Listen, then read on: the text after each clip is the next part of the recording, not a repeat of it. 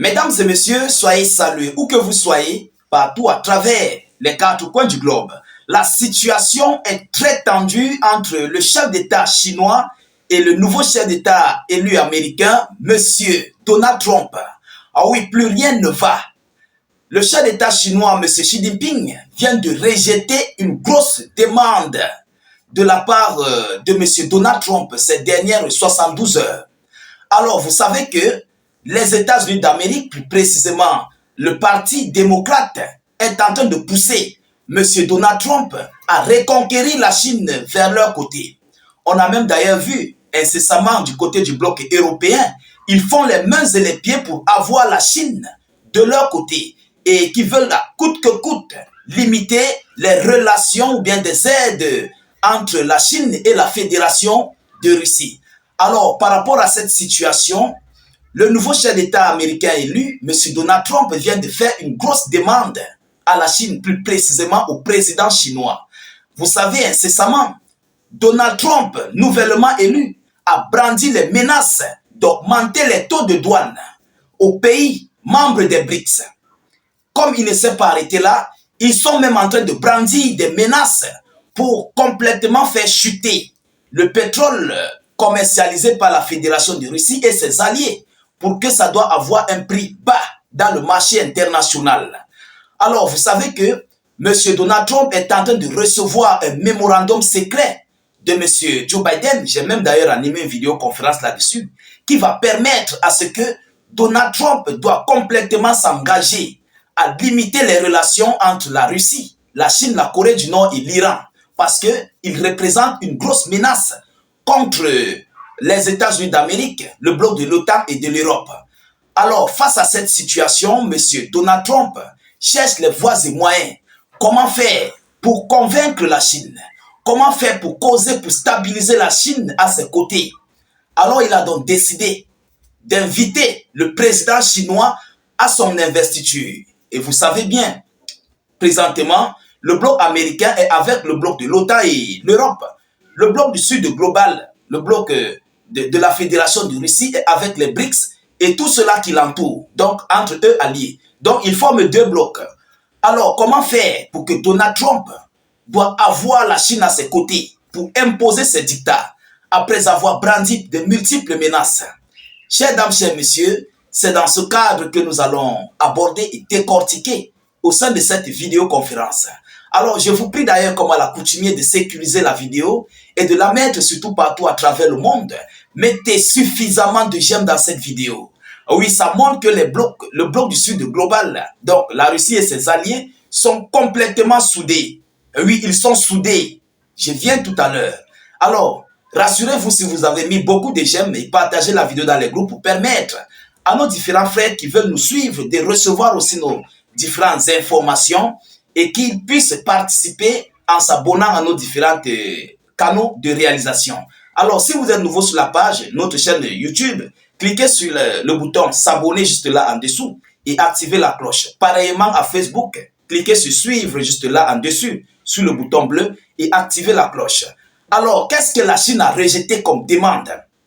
Il s'agit bel et bien de cette fameuse demande de Donald Trump qui a demandé à ce que le président Xi Jinping doit venir participer à son investiture du côté des États-Unis d'Amérique le 20 janvier.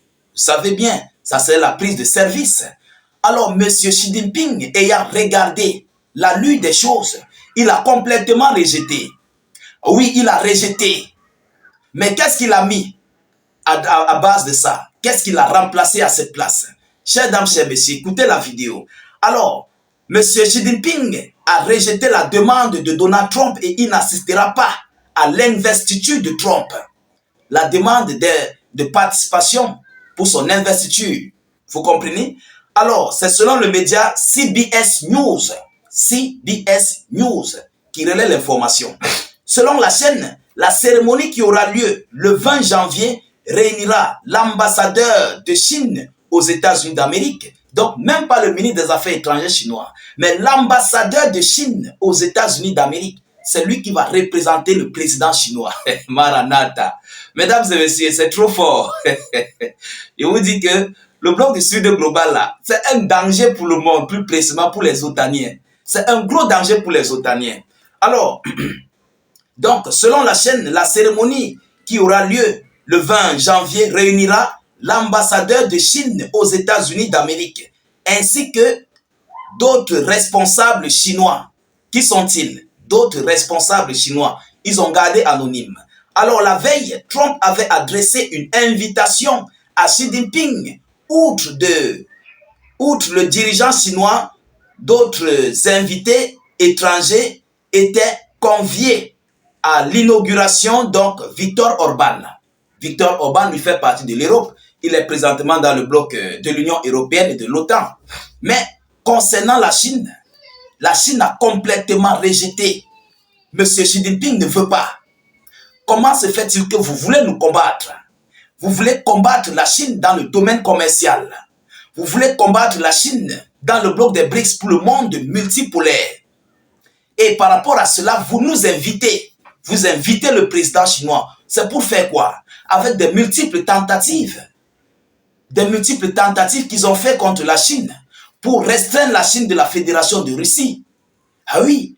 Donc, comme le bloc des démocrates américains du bloc de Joe Biden et ses alliés n'ont pas réussi, il faut donc une entrée. Et vous savez, politiquement parlant, stratégiquement parlant, ça risquerait de faire mal à Vladimir Poutine. Ils ne sont pas dupes.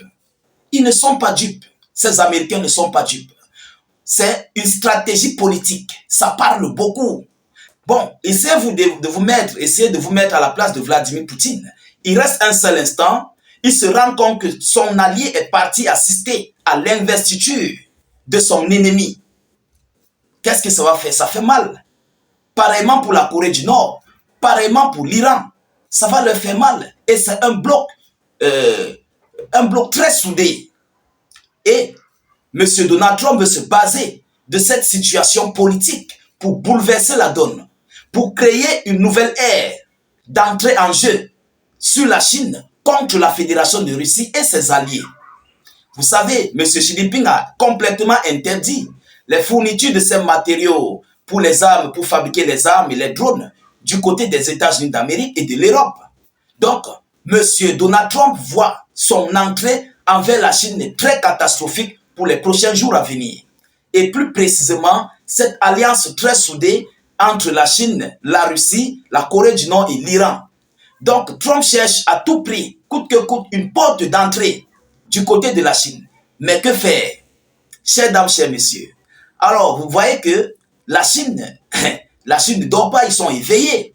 Et avant cela, dès lors que M. Donald Trump, le jour où M. Donald Trump a fait cette demande à la Chine, immédiatement le lendemain, on a vu le représentant russe, je pense que c'était Medvedev, oui, Dimitri Medvedev.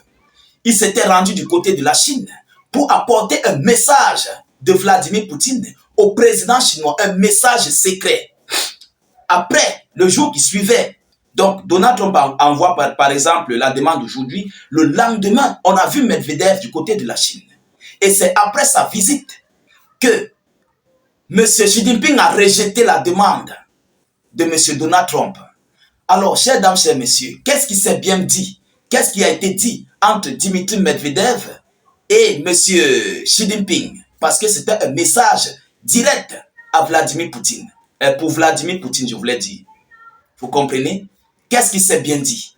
Qu'est-ce que la Russie et la Chine ont bien parlé par rapport à ce qui se sont dit? Chers dames, chers messieurs, la situation serait très compliquée pour M. Donald Trump.